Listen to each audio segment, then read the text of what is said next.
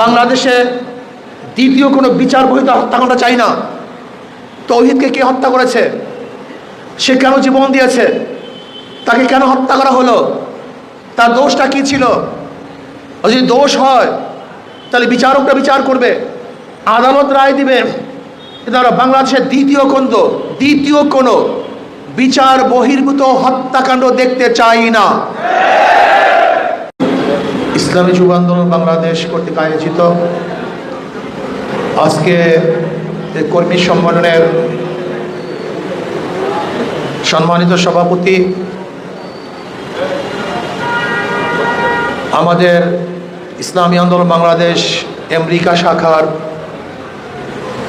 প্রধান উপদেষ্টা, জামাইকা মুসলিম সেন্টারের প্রতিষ্ঠাতা ও খতিব হযরত মাওলানা আবু জাফর বেগ সাহেব, কেন্দ্রীয় নেতৃবৃন্দ, সকল স্তরের যুবক ভাইয়ের আমার, ইসলামী যুব আন্দোলন, যুবকরা জাগ্রত হলে জাতি জাগ্রত হয়, যুবকরা ঘুমিয়ে পড়লে জাতিও ঘুমিয়ে পড়ে, যুবকরা আদর্শবান হলে জাতিও আদর্শবান হয়, যুবকরা চরিত্রবান হলে জাতীয় চরিত্রবান হয়, আর যুবকরা যদি মাদক আসক্ত হয় তাহলে জাতীয় মাদক আসক্ত পড়ে যায়। যুবকরা যদি ভালো হয় গোটা দুনিয়া ভালো হয়ে যায়। আমরা বারবার আন্দোলন করেছি, ব্রিটিশদের বিরুদ্ধে আন্দোলন করেছি, পাকিস্তান করার জন্য আন্দোলন করেছি, বাংলাদেশ দেশের জন্য আন্দোলন করেছি, আমরা স্বৈরাচার বিরুদ্ধে আন্দোলন করেছি, আমরা বৈষম্য বিরুদ্ধে আন্দোলন করেছি। আজকেও হাজারো শ্রমিকরা তাদের অধিকারের জন্য আন্দোলন করে, আজকে জেলেরা তাদের প্রাপ্তির জন্য আন্দোলন করে, আজকে যারা মুসি তারা আন্দোলন করে, আজকে পরিচ্ছন্ন কর্মীরাও তাদের অধিকারের জন্য আন্দোলন করে, আজকে মহিলার অধিকারের জন্য আন্দোলন করে, পুরুষরা আন্দোলন করে, মুসলমানরা আন্দোলন করে, হিন্দুরা আন্দোলন করে। শুধু অধিকার চাই। আন্দোলন হচ্ছে, কারো অধিকার প্রতিষ্ঠিত হচ্ছে না। কারণটা কি? বৈষম্য দূর করতে চাই কিন্তু আজও বৈষম্য দূর হচ্ছে না। আমরা জুলুম, অত্যাচার, অবিচার বন্ধ করতে চাই কিন্তু আজও চলছে। গতকালকেও বিচারবিহীন হত্যাকাণ্ড, যেই কুমিল্লাতে বিচারবিহীন হত্যাকাণ্ড হয়েছে, এই হত্যাকাণ্ড বন্ধ করার জন্য তো আন্দোলন করেছিলাম। বাংলাদেশে দ্বিতীয় কোনো বিচার বহিত হত্যাকাণ্ড চাই না। তৌহিদকে কে হত্যা করেছে? সে কেন জীবন দিয়েছে? তাকে কেন হত্যা করা হলো? তার দোষটা কি ছিল? যদি দোষ হয় তাহলে বিচারকরা বিচার করবে, আদালত রায় দিবে। কিন্তু আমরা বাংলাদেশের দ্বিতীয় কোনো বিচার বহির্ভূত হত্যাকাণ্ড দেখতে চাই না। 5ই আগস্টের পরে ঢাকা ইউনিভার্সিটিতে বিচার বহির্ভূত হত্যাকাণ্ড হয়েছিল। আবরার ফাহাদকে বিচার বহির্ভূত হত্যা করা হয়েছিল। সেই বিশ্বজিৎকে বিচার বহির্ভূত হত্যা করা হয়েছিল। এরকম একটা হত্যা আমরা দেখতে চাই না। আমরা চাই বিচারকদের স্বাধীনতা। বিচারকরা স্বাধীনভাবে বিচার করবে। যে দোষী সে শাস্তি পাবে, যে নির্দোষ তাকে জামিন দেওয়া হবে, তাকে বাঁচিয়ে দেওয়া হবে। কিন্তু সেই বিচার বিভাগ আজও আমরা সৃষ্টি করতে পারিনি। আজও আমরা মানুষের অধিকারকে প্রতিষ্ঠিত করতে পারি নাই। আজকেও শ্রমিক তাদের অধিকারের জন্য জীবন দেয়।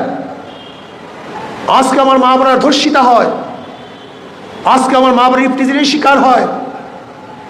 আজকে হাজারো শ্রমিক শ্রম দেওয়ার পরে ন্যায্য অধিকার থেকে বঞ্চিত হয়। আজকেও যোগ্যতা থাকা সত্ত্বেও চাকরি পাচ্ছে না। আজকে হাজারো যুবক বাংলাদেশের তারা চাকরিবিহীন, এই দেশের জন্য অভিশাপ হয়ে গেছে। কর্মবিহীন, এই দেশের জন্য বোঝা হয়ে গেছে, তার পরিবারের জন্য বোঝা হয়ে গেছে। আমরা চাই না আশরাফুল মাখলুকাত দেশের জন্য বোঝা হবে, বরং এমন কর্মসংস্থান করতে চাই যেখানে প্রত্যেকটা যুবকদের জন্য কর্মের জায়গা থাকবে, কর্মের স্থান থাকবে, তারা জীবিকা নির্বাহ করবে, তাদের পরিবার পরিজন নিয়ে সুখে স্বাচ্ছন্দ্যে জীবন কাটাবে।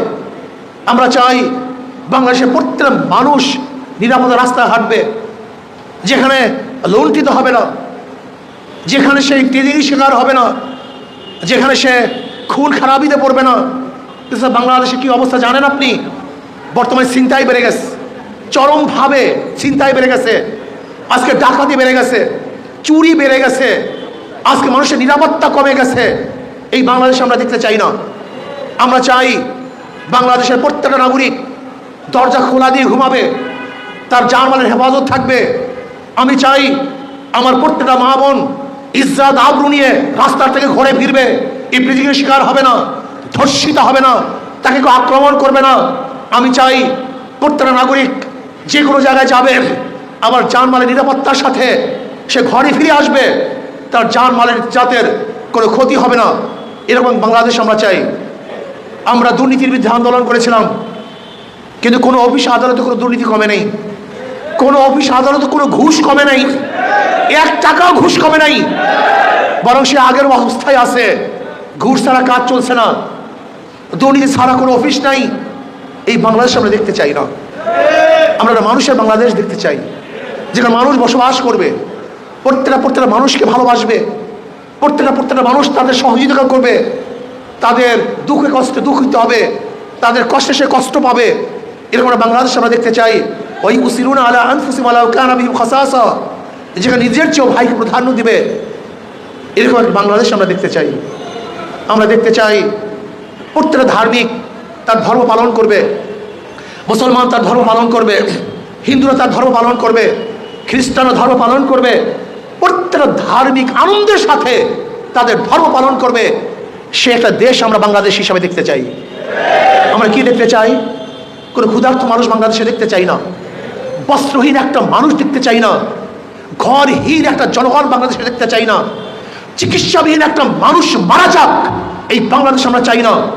আমরা চাই না আমাদের কোনো বাচ্চারা অশিক্ষিত থাকবে, এরকম বাংলাদেশ আমরা চাই না। বাংলাদেশের প্রত্যেকটা নাগরিক শিক্ষিত হবে, প্রত্যেকটা নাগরিক উচ্চশিক্ষায় শিক্ষিত হবে। আমাদের গরিব মেধাবীরা বিনা পয়সায় উচ্চ ডিগ্রি অর্জন করবে, সরকার সেই ব্যবস্থা করবে। সেই বাংলাদেশ আমরা দেখতে চাই। আমরা বাংলাদেশ কোন বাংলাদেশ দেখতে চাই? বিধবারা যেন ক্ষুধার্ত অবস্থায় না থাকে, সরকার যেন আমার বিধবা মা বোনের কাছে সমস্ত খাদ্য অন্ন বস্ত্র প্রদান করে। আমি চাই এতিম মিসকিনদের যেন নিজেদের উপর নিজেরা বোঝা না হয়, বরং একজন এতিমকে একজন মিসকিনকে সরকার লালন করবে, পালন করবে, তার সমস্ত দায় দায়িত্ব গ্রহণ করবে। এটা আমরা চাই। আমরা চাই সাংবাদিকরা বস্তুনিষ্ঠ সংবাদ পরিবেশন করবে, যেখানে দালালি থাকবে না, যেখানে হলুদ সাংবাদিক থাকবে না, যেখানে মিথ্যাকে সত্য, সত্যকে মিথ্যা করা হবে না, যেখানে বস্তুনিষ্ঠ সন্ত্রাস পরিবেশিত হবে, যেটা সত্য সেইটা প্রকাশ হবে, যেটা মিথ্যা সেটা প্রকাশিত হবে না। এরকম সংবাদপত্র আমরা দেখতে চাই। আমরা চাই অফিসারগুলি মানুষ বান্ধব অফিসার হবে, মানুষ বান্ধব, যারা জনগণকে সেবা করবে, আদর করবে, শ্রদ্ধা করবে, সম্মান করবে। একজন অফিসার যেন বুঝে যে আমি পাবলিকের টাকায়, এই পাবলিকের টাকায়, এদের ভ্যাট, এদের ট্যাক্স, এদের টাকায় আমি জীবিকা নির্বাহ করি, এরা আমাকে দেয়, আমি নেই। কাজে এরা শ্রদ্ধার পাত্র। একজন পাবলিক, একজন জনগণ, তার টাকায় আমি আমার জীবিকা নির্বাহ করি, আমার পরিবার পরিচালনা করি। কাজে পাবলিককে সম্মান করতে হবে, শ্রদ্ধা করতে হবে। এরকম মেজাজি অফিসার আমি চেয়ারের মধ্যে দেখতে চাই। আমি কি দেখতে চাই? আমি দেখতে চাই প্রত্যেকটা মৎস্যজীবী তারা যেন তাদের স্বাচ্ছন্দ্যে জীবিকা নির্বাহ করতে পারে। একজন মেতর পরিচ্ছন্ন কর্মী, তার যদি ইজ্জত থাকে, সম্মান থাকে, সে আশরাফুল মাখলুকাত, তাকে শ্রদ্ধা করা হয়, সম্মান করা হয়, তার কাজের দিকে তাকিয়ে তাকে যদি ঘৃণা না করা হয়। আজকে পরিচ্ছন্ন কর্মীরা যদি আমাদের শহরকে পরিচ্ছন্ন না করেন, যত বড় লোক হোক না কেন, আপনি রাস্তায় নামতে পারবেন না। তার গুরুত্ব কোনো অফিসারের চেয়ে কম না, অনেক বেশি। একজন কৃষক, সে যদি কৃষিকাজ না করে আপনি কি খাবেন? তার কৃষি কাজকে ঘৃণা না করি, বরং আমি মনে করি সে যদি আজকে কৃষি না করতো আমি খাবার খেতে পারতাম না। কাজে সে আমার কাছে শ্রদ্ধেয়, সে আমার কাছে সম্মানিত। এই মেজাজ আমাদের থাকতে হবে। একজন জেলেকে ঘৃণা না করি, সে যদি কষ্ট করে শীতের মধ্যে, বন্যার মধ্যে নিজের জীবনের রিস্ক নিয়ে মাছ না ধরতো, তাহলে আমি সুস্বাদু মাছ খেতে পারতাম না। এই মেজাজ থাকা চাই। আজকে আমার হাজারো জেলারা তারা সেই সাগরের মধ্যে যায় আর ঘরে ফিরতে পারে না। এই রিস্ক নিয়ে যদি তারা মাছ না ধরতো তাহলে আমাদের বাংলাদেশের অর্থনীতি চাঙ্গা হতো না। কাজে সেও আমার কাছে শ্রদ্ধার পাত্র। এই মেজাজ আমাদের থাকা চাই, কিন্তু আমাদের অবস্থাটা কি? আমাদের অবস্থা হলো আমাদের মধ্যে সাম্যতা নেই, মানবিক মর্যাদা নেই, সামাজিক ন্যায় বিচার নেই। আজকে যারা রেমিটেন্স যোদ্ধা, যারা প্রবাসী, যাদের টাকায় আমাদের দেশের অর্থনীতি চাঙ্গা হয়, সেই রেমিটেন্স যোদ্ধাদেরকে শ্রদ্ধা করা দরকার, সম্মান করা দরকার, ইজ্জত করা দরকার। তাদেরকে বাংলাদেশের উন্নয়নের পার্ট মনে করা দরকার। তারা একটা পার্ট। যদি তারা উন্নয়ন না করতো তাহলে বাংলাদেশ উন্নয়ন হতো না। আমি মনে করি সরকারের উচিত প্রবাসী মন্ত্রণালয় খুলে বাংলাদেশের প্রত্যেক নাগরিককে গোটা দুনিয়ার মধ্যে কীভাবে ছড়িয়ে দেওয়া যায় সেই ব্যবস্থা গ্রহণ করা। বাংলাদেশ সরকার কী করবে জানি না। খাস করে বর্তমান অন্তর্বর্তী সরকারের প্রধান ইউনূস সাহেবকে আমি বলবো, যেহেতু আপনার আন্তর্জাতিক রিলেশন আপনার অনেক চাঙ্গা, অনেক শক্তিশালী, আপনার বাংলাদেশের জন্য একটা কাজ করুন, শুধু একটা কাজ। সেই কাজটা হলো এই, আপনি গোটা দুনিয়ার মধ্যে আমাদের বাংলাদেশের জনশক্তিকে কিভাবে সাপ্লাই দেওয়া যায়, গোটা দুনিয়ার মধ্যে আমাদের বাংলাদেশের জনশক্তিকে কিভাবে নেওয়া যায়, আপনি সেই একটা ব্যবস্থা করুন, অন্য কিছুর দরকার নেই। যদি একটা ব্যবস্থা শক্তিশালী করতে পারেন, কিয়ামত পর্যন্ত আপনার নাম সবাই মনে রাখবে। বাংলাদেশ চাঙ্গা হয়ে যাবে, যুবকরা বেকার থাকবে না, আমাদের অর্থনীতি অনেক বেশি চাঙ্গা হয়ে যাবে, শক্তিশালী হয়ে যাবে। কাজে বাংলাদেশের বেকার যুবকদেরকে, বাংলাদেশের বেকার মানুষদেরকে কিভাবে বিদেশে পাঠানো যায় এবং বিদেশে নিরাপত্তার সাথে পাঠানো যায়, হয়রানি শিকার না হয়। আমাদের দেশের সরকার আমাদের জন্য কিছুই করেনি। আমাদের হাজারো ঋষি, চামার, কুলি, মজদুর, কৃষকরা ধার করে, ঋণ করে, সুদে টাকা নিয়ে নিজের জমি বিক্রি করে বিদেশে যায়। বিদেশে গিয়ে আমাদের দেশের রেমিটেন্সকে চাঙ্গা করে, আর আমরা তাদের সাথে দুর্ব্যবহার করি। শুধু কি তাই, বাংলাদেশের যে রাষ্ট্রদূতগুলি আছে বিদেশে, আমাদের দেশের কোনো প্রবাসীরা বিপদে পড়লে তাদের সাথে ভালো ব্যবহার করে না। আমি নিজে সাক্ষী, ভালো ব্যবহার করে না, শ্রদ্ধা করে না, সম্মান করে না। আপনি কি জানেন বাংলাদেশের একজন শ্রমিকের যেই দাম, অথচ ভারতের শ্রমিকরা একই কাজ করবে তার চেয়ে কম কাজ করবে, তাদের বেতন বেশি। এর কারণটা বাংলাদেশের একজন প্রফেসর, ডক্টর, ভালো সাবজেক্ট পড়াবে বিদেশে, তার বেতন, এবং ইন্ডিয়ান যদি একজন প্রফেসর একই সাবজেক্ট পড়ায় তার বেতন অর্ধেকেরও কম। শুধু বাংলাদেশে হওয়ার কারণে। জানেন না আপনারা অনেকেই, এই খবর কিন্তু অনেকের নেই, আপনাদের অনেকের নাই। একই দোকানে চাকরি করবে, একই মানের চাকরি, যদি অন্য দেশের হয় তার বেতন অনেক বেশি, যদি বাংলাদেশি হয় বেতন অনেক কম। আশ্চর্য বিষয়। গোটা দুনিয়ার সাথে আমাদের রিলেশন খুবই খারাপ, আন্তর্জাতিক রিলেশন খুবই খারাপ, সম্পর্ক খুবই খারাপ, বৈদেশিক সম্পর্ক আমাদের মধ্যে খুবই দুর্বল। কাজে ডক্টর ইউনূস সাহেবকে বলি, আমাদের রেমিটেন্স যোদ্ধারা যেখানে যেখানে দুর্বল অবস্থা আছে, হেয় অবস্থায় আছে, আপনি কিভাবে তাদেরকে চাঙ্গা করতে পারেন? আমাদের বাংলাদেশের প্রফেসররা যারা যাবে, ডাক্তাররা যারা যাবে, ইঞ্জিনিয়াররা যারা যাবে, তারাও যেন ভিন্ন দেশের ইঞ্জিনিয়ারদের মর্যাদা ভোগ করতে পারে, একই বেতনে চাকরি করতে পারে, সেই ব্যবস্থা আপনি করতে হবে। আপনি সেই আইন পাশ করুন আন্তর্জাতিকভাবে, সেই কাজটা আপনি করুন। যদি এই কাজটা করতে পারেন তাহলে ইনশাআল্লাহ অবশ্যই বাংলাদেশ অনেক ডেভেলপ হয়ে যাবে। যুবক বন্ধুরা, আসো চরিত্র গঠন করো। আল্লাহ পাক কালামে পাকের মধ্যে ফরমান, কু আনফুসাকুম ওয়া আহলিকুম নারা। নিজে বাঁচো, সমাজকে বাঁচাও, নিজে বাঁচো, আহালকে বাঁচাও, নিজে ভালো হও, অন্যকে ভালো বলার চেষ্টা করো। আমি বিশ্বাস করি যুব আন্দোলন যদি চাঙ্গা হয় তাহলে দেশ চাঙ্গা হবে। যুব আন্দোলন শক্তিশালী হবে, দেশ শক্তিশালী হবে। যুব আন্দোলন যদি আঙ্গুল তুলে তাহলে ভারত আমাদের দিকে আঙ্গুল তুলতে পারবে না। যদি যুব আন্দোলন ভারতের দিকে চক্ষু উঠায় তাই ভারত আমাদের দিকে চক্ষু উঠাতে পারবে না। যদি যুব আন্দোলন হুঙ্কার ছাড়ে, ভারতের কেউ আমাদের হুঙ্কার ছাড়তে পারবে না। কয়েকদিন আগে ভারতের লোকজন বলছে জয় শ্রীরাম, আর আমাদের বাংলাদেশ থেকে আওয়াজ দিয়েছে নারায়ে তাকবীর, আল্লাহু আকবার। যেমন আল্লাহু আকবার ধ্বনি দিয়েছে, ওরা পালাতে বাধ্য হয়েছে। ইনশাআল্লাহ আমরা যদি আল্লাহু আকবার ধ্বনি দিতে পারি তাহলে গোটা দুনিয়ার থেকে সমস্ত বামদেরকে, রামদেরকে ধ্বংস করে ইসলামের পতাকা, কালেমার পতাকা উত্তোলন করা সম্ভব হবে ইনশাআল্লাহ। আসো, নির্বাচন আসতেছে, মূল কাজ দাওয়াত। মূল কাজ কি? একজন মুসলমান দাওয়াত ছাড়া থাকতে পারে না। নবী আলাইহিস সালাতু ওয়াস সালাম দাওয়াত দিতে গিয়ে হীন এমন কোনো কষ্ট নাই যে কষ্ট তিনি স্বীকার করেন নাই, এমন কোনো কষ্ট নাই যে কষ্ট তিনি ভোগ করেন নাই। তিনি দাওয়াত দিতে গিয়ে দাম শহীদ করেছেন, দাওয়াত দিতে গিয়ে রক্ত ঝরিয়েছেন। আর তুমি আমি দাওয়াত দিতে গিয়ে ঘর থেকে বের হই না, সামান্য ঘাম ঝরাই না, রক্ত ঝরাই না, আমাদের জুতাওকে ক্ষয় করি না, তুমি নবীর উত্তরসূরি হতে পারো না। এই নবী আলাইহিস সালাম দাওয়াত দিতে গিয়ে নিজের ঘর ত্যাগ করে হিজরত করতে বাধ্য হয়েছেন। সাহাবারা এই দাওয়াত দিতে গোটা দুনিয়ার মধ্যে ছড়িয়ে পড়েছেন।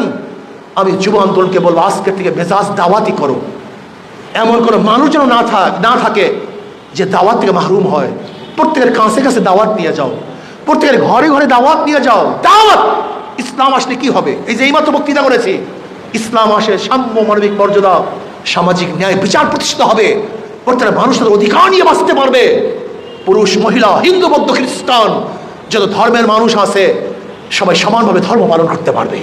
ইসলাম হুকুমত আসলে জানমাল, ইজ্জত, আবরু, নিরাপত্তা প্রদান করা হবে। ইসলাম আসলে কেউ খাবে কেউ খাবে না তা হবে না, কেউ থাকবে 10 তলায় কেউ থাকবে নিচতলায় তা হবে না, খোলা আকাশের নিচে মানুষ থাকবে না ইনশাআল্লাহ। কাজে আসি ইসলাম হুকুমত কায়েম করি, দাওয়াত দেই, সবাই কাছে কাছে যাই। নির্বাচন আসতেছে, ওই যে শান্তির প্রতি হাত পাখা, যারা নৌকা নির্বাচন করে, যারা নৌকা নির্বাচন করে তারা নৌকা চালাতে পারে না, যারা নাঙ্গল নির্বাচন করে তারা নাঙ্গল বইতে পারে না, যারা ধান নির্বাচন করে ধান কাটতে পারে না, যারা কুঠার কাস্তে নির্বাচন করে তারা লাকড়ি ফাটতে পারে না। কিন্তু হাত পাখা এমন এক প্রতীক যে নিয়ে নির্বাচন করে সেও চালাতে পারে। যারা নির্বাচন করে তারাও চালাতে পারে, পুরুষরাও চালাতে পারে, মহিলারাও চালাতে পারে, হিন্দুরাও চালাতে পারে, মুসলমানরাও চালাতে পারে, গরিবরা চালাতে পারে, ধনীরা। এই প্রতীক হলো হাত পাখা, শান্তির প্রতীক। কারেন্ট ফেল করে, হাত পাখা ফেল করে না। কারেন্ট যেতে পারে, হাত পাখা আমি ছেড়ে যায় না। বিছানায় অন্য কোনো মার্কা না থাকলেও মানুষ আদর করে বুকের উপরে হাত পাখা নিয়ে ঘুমাতে থাকে, কথা ঠিক না? এই প্রতীক শান্তির প্রতীক, প্রতীক শান্তির প্রতীক। আমি বিশ্বাস করি হাত পাখা যদি বিজয় হয়, এই জনগণ বিজয় হবে। হাত পাখা বিজয় হয় দেশ বিজয় হবে, হাত পাখা বিজয় হয় জাতি বিজয় হবে, হাত পাখা বিজয় হলে ইসলাম বিজয় হবে, হাত পাখা বিজয় হলে মানবতা বিজয় হবে। কাজে আসুন, আগামী দিনের রাষ্ট্র হবে, দেশ হবে কোন দেশ? ইসলামের দেশ। আগামী রাষ্ট্র হবে হাত পাখার দেশ। সব মার্কা দেখা শেষ, হাত পাখার বাংলাদেশ। সব মার্কা দেখা শেষ, হাত পাখার বাংলাদেশ। ডিজিটাল বাংলা দেখেছি, সবুজ বাংলা দেখেছি, সোনার বাংলা দেখেছি, স্মার্ট বাংলা দেখেছি। আর কোনো বাংলা দেখতে চাই না, এবার হবে ইসলামী বাংলা ইনশাআল্লাহ। কাজে আল্লাহ আমাকে এবং আমাদের সবাইকে হাত পাখা প্রতীকে নির্বাচন করে ইসলামকে বিজয় করার তৌফিক দান করেন। ওমা আলাইনা ইল্লাল বালাগ। বিগত